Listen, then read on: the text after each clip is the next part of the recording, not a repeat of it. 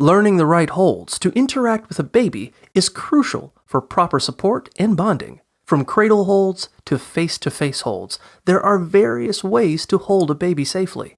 Remember to always support the baby's head and neck.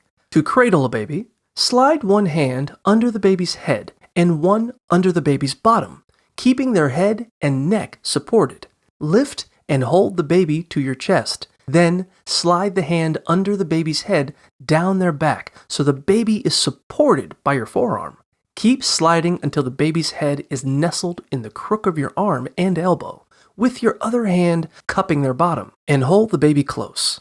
As the baby grows, you can transition to holding them on your hip for added comfort and convenience. Switch sides periodically to avoid straining your back. Practice different holds to soothe, feed, and interact with a baby effectively.